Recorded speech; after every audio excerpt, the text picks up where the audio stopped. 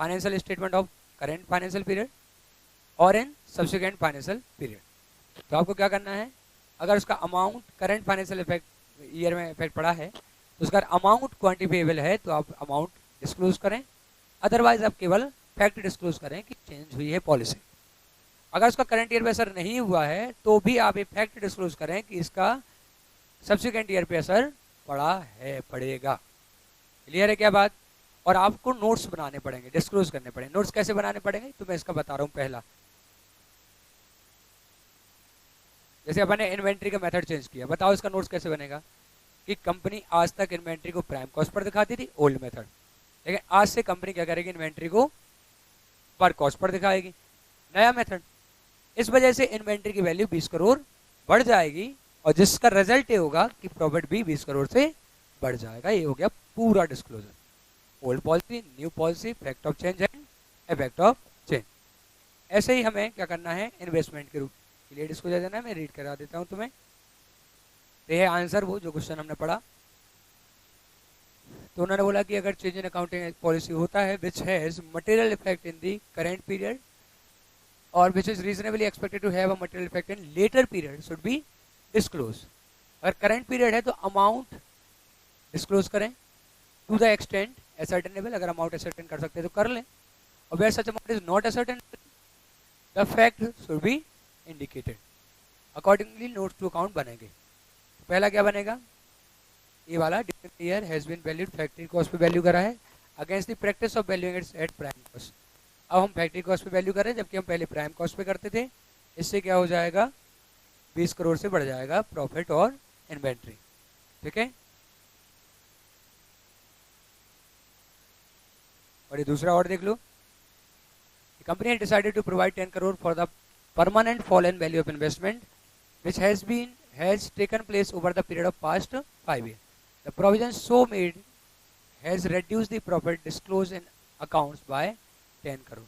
अगर आपने कोई प्रोविजन बनाया है तो इसे actually change in accounting estimate बोलते हैं। तो प्रोविजन बनाना है उसको क्या बोलते हैं, change in accounting estimate type हो जाता है। इसको भी डिस्क्लोज करना है तो आपको 2 डिस्क्लोजर देने हैं कि इनका P&L पे क्या असर पड़ा। ठीक है, ओके। तो ये हमने पहला क्वेश्चन किया। सारे क्वेश्चन में टाइम नहीं लगेगा, बिल्कुल टेंशन मत लेना। और पहले या दूसरे आरटीपी में टाइम लगेगा, इसका स्पीड बढ़ जाएगी। सेम क्वेश्चन आए। ये S2 का क्वेश्चन है, इस पे लिख लो एग्जाम टाइम। मतलब अगर ये क्वेश्चन आया है तो बिना देखे तो मतलब जाने मत इसको बिना देखे, क्योंकि आएगा तो आंसर गलत हो सकता है अपना 100%। ओपिनियन भी फ्रेम नहीं कर पाएंगे हम कि क्या पूछ रहा है वो। तो बहुत प्रॉपर से लिख लो कि हमें देख के ही जाना है।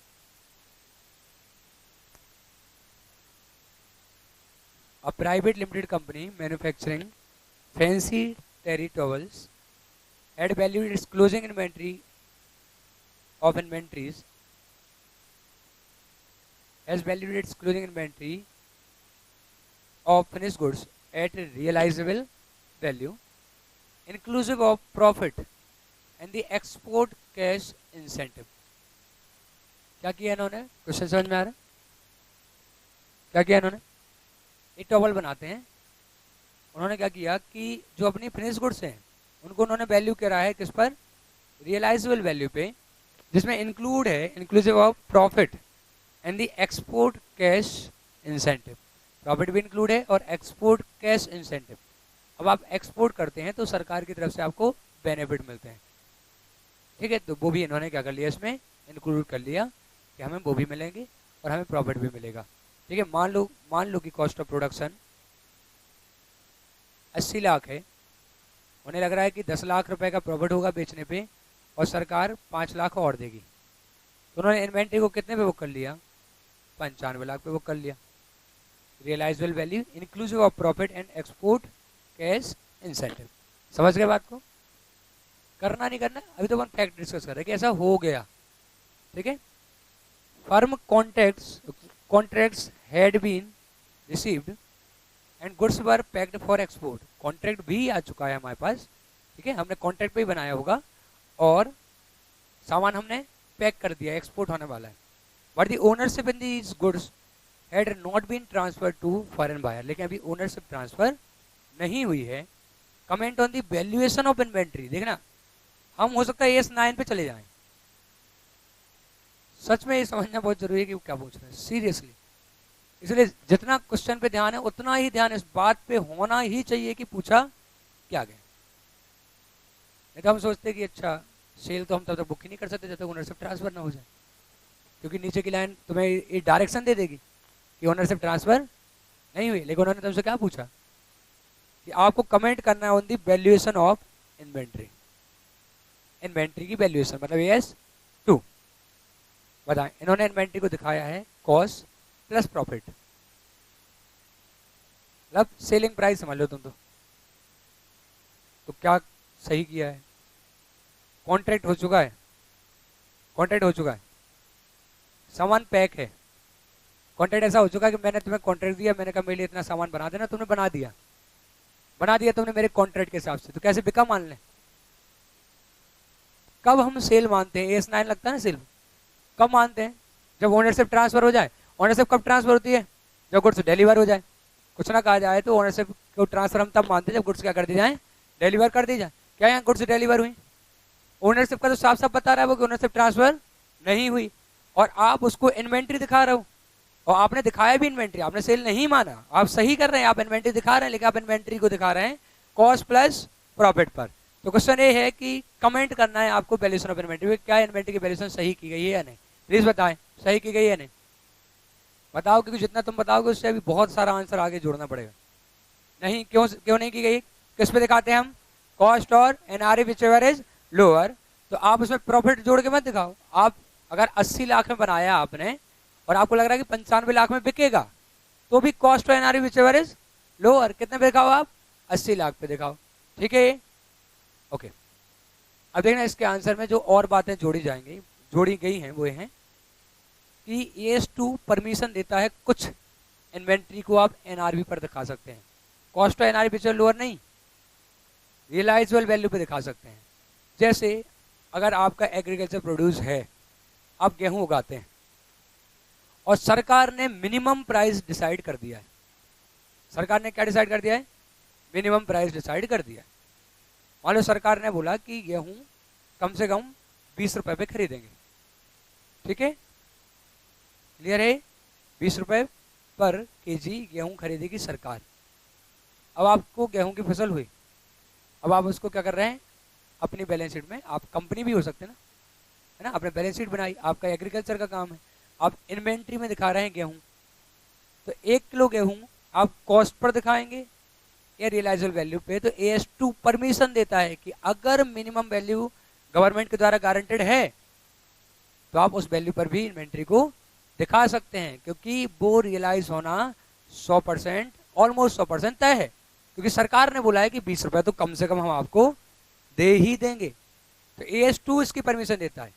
तुमने जितना पढ़ा उस हिसाब से तुम्हारा ओपिनियन बन रहा है, लेकिन तुमने वो बात पढ़ी नहीं ना, तो पूछ नहीं जाते।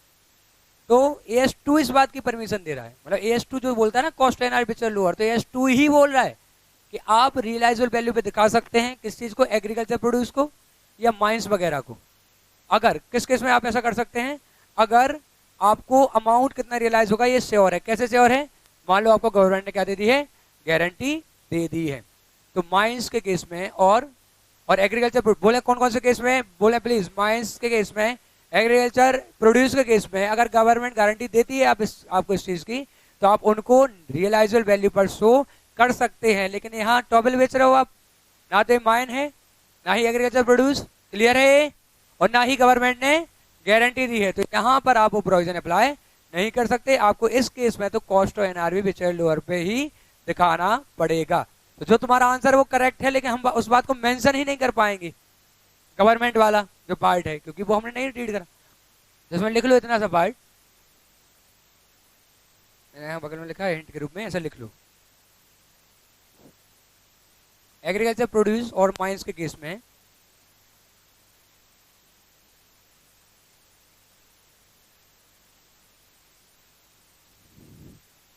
अगर आपका कोई फॉरवर्ड कॉन्ट्रैक्ट है या गवर्नमेंट की गारंटी है या फिर मार्केट एग्जिस्ट करता है और नेग्लिजिबल रिस्क है, तो may show inventory at realisable value. इसको बोल के देख लो एक बार। एग्रीकल्चर प्रोड्यूस और माइंस के केस में जहां आपको गवर्नमेंट गारंटी मिली है या कोई फॉरवर्ड कॉन्ट्रैक्ट हो चुका है आपका फसल बेचने का पहले से, या मार्केट एग्जिस्ट करता है और नेग्लिजिबल रिस्क है ही नहीं बिल्कुल भी, तो may show inventory at realisable value. तो आप इन्वेंट्री को रियलाइजेबल वैल्यू पर दिखा सकते हैं।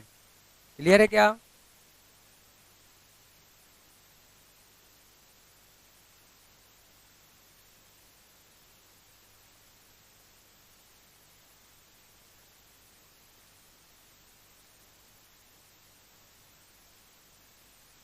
लिखते जाना हिंट में थोड़ा थोड़ा, है ना? थोड़ा थोड़ा क्या मतलब ऐसे लिखते जाओ कि आंसर ना देखने पड़े तो ज़्यादा ठीक है। जितना ज़्यादा तुम यहीं से कवर कर पाओ, नंबर ऑफ क्वेश्चन ज़्यादा कर पाओगे। ठीक है, आगे बढ़े। अच्छा, लिख ही रहे हो। पानी देना।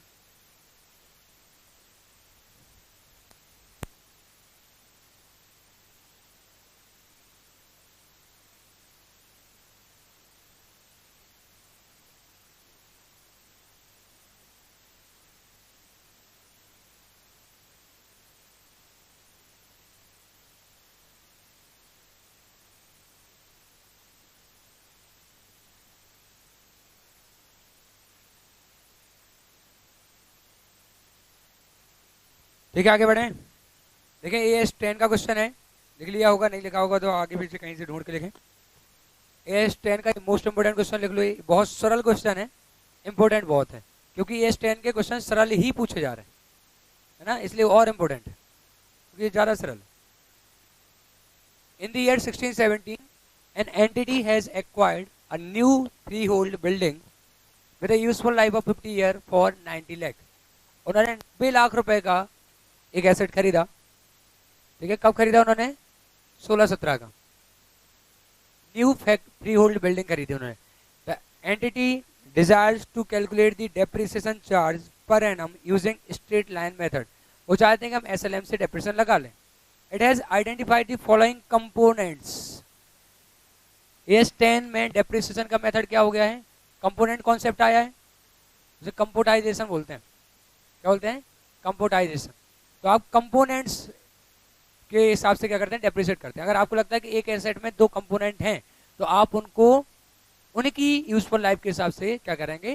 डिवाइड करेंगे। जैसे एयरप्लेन का अपन ने एग्जाम्पल डिस्कस किया था और वो सब ने भी डिस्कस किया होगा कहीं ना कहीं, क्योंकि इंस्टीट्यूट का एग्जाम्पल है। तो अगर आपको लगता है कि आपने एक एयरक्राफ्ट खरीदी है जिसका इंजन चलेगा 10 साल और बॉडी चलेगी 15 साल, तो आप इंजन को 10 साल डेप्रिसिएट करो और बॉडी को 15 साल डेप्रिसिएट करो। क्लियर है क्या ये बात? ठीक है, कंपोनेंट निकालना है आपको। तो इन्होंने क्या किया? बिल्डिंग में जो बिल्डिंग खरीदी उसमें कंपोनेंट निकाले। एक लैंड का कंपोनेंट है जिसकी यूजफुल लाइफ इनफाइनाइट है, और एएस 10 बोलता है कि आप केवल उन एसेट पे डेप्रिसिएशन लगाएं जिनकी लाइफ लिमिटेड है। अगर लाइफ अनलिमिटेड है तो डेप्रिसिएशन अलाउ नहीं है आपको। तो इस पे डेप्रिसिएशन होगा या नहीं होगा? नहीं होगा। रूफ जो छत है बिल्डिंग का वो 25 साल चलेगा, है ना, कॉस्ट है 10 लाख, और जो लिफ्ट है वो 20 साल चलेगी, 5 लाख की कॉस्ट है। जो फिक्सचर है, फिक्सचर क्या होता है? बिल्डिंग के केस में फिक्सचर का मतलब क्या होता है? जैसे लकड़ी की वो लगी रहती है अलमारी, है ना, अपन बनवा लेते हैं, कहीं से भी खुलती हैं। और रिमाइंडर ऑफ बिल्डिंग, बची हुई बिल्डिंग 50 साल चलेगी, पिलर होंगे, तो इनकी कॉस्ट कितनी है? 50 लाख। 90 लाख टोटल हो गए। Compute calculate depreciation for the year 1617 as per computation method. ठीक है, आपको कंपोनेंट के हिसाब से निकालना है, तो बहुत सरल है। ठीक है, कैलकुलेट करके मुझे टोटल बता दो कि कितना आ रहा है, ताकि एक अमाउंट मैच कर ले अपन। रट लिया तुमने? इस अमाउंट को इस अमाउंट से डिवाइड करना है। ठीक है, एम प्लस करते जाना है। कितना आ रहा है? पक्का?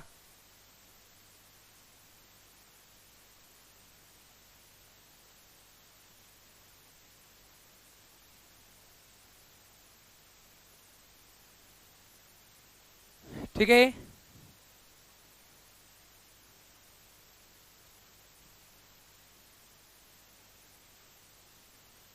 देखना जब रूफ रूफ की लाइफ क्या रखी उन्होंने? नहीं नहीं, 25।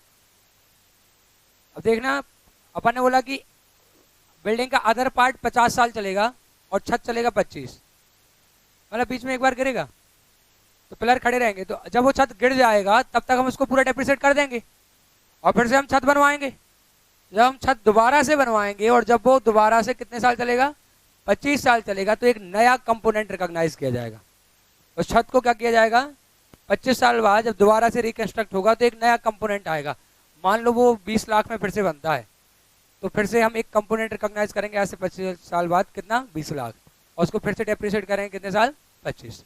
क्लियर हुआ? तो आंसर देख लो, और लिखा है कि आंसर तो आ गया ना तुम्हारा, the roof required replacement at the end of its useful life, the carrying amount will be nil। 25 साल बाद उसकी कैरिंग अमाउंट क्या हो जाएगा, नील हो जाएगा।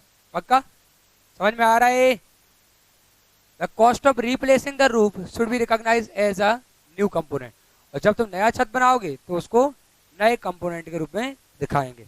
लिख लो ये लाइन क्वेश्चन के यहाँ, 25 साल बाद रूफ की क्या हो जाएगी, कैरिंग अमाउंट नील हो जाएगा। लिख लो 25 साल बाद रूफ का कैरिंग अमाउंट नील हो जाएगा।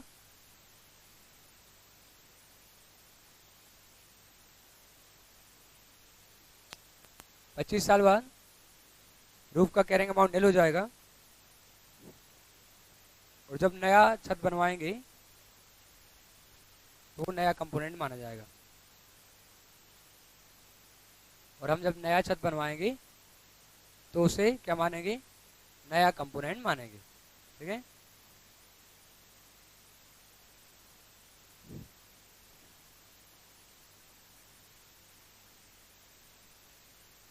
Okay okay.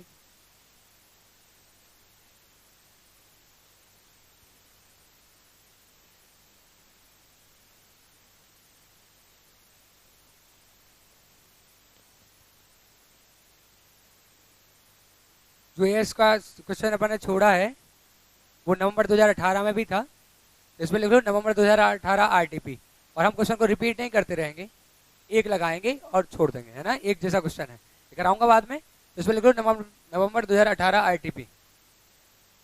ये क्वेश्चन नवंबर 2018 के आरटीपी में था, हम कर रहे हैं भाई 2018 का आरटीपी, है ना, तो नवंबर 2018 में एक बार कवर कर लेंगे। यहाँ पे क्रॉस कर दो फिर इसको, है ना, देखो अभी क्रॉस कर लो, तुम बाद में पढ़ोगे फिर देखोगे अरे ये तो पढ़ा हुआ है, फिर तुम क्रॉस करोगे, ये सब गलत। अभी क्रॉस कर दो, ये मान लो कि ये अपन ने सोच समझ के क्रॉस किया होगा। ठीक है, AS9 हम डिस्कस करेंगे, ये बहुत बढ़िया क्वेश्चन है। ठीक है, AS9 का, इसमें लिख दो एग्जाम टाइम, लिख लो इस पे, और बिल्कुल देख कर ही जाना है, सरल है, बहुत अच्छा क्वेश्चन है। 7-9 हम अभी नहीं कर रहे हैं, इंटर में नहीं है, इस वजह से बस हम बाद में डिस्कस करते हैं। ठीक है, लिख लिया? किसी ने 9 कार्ड तो नहीं दिया और पुराने पे इम्पोर्टेंट लिख दिया हो, थोड़ा लेट आ रहा हो कोई, तो तुमने बढ़िया काम किया है। ये देखें AS10 का 20A क्वेश्चन,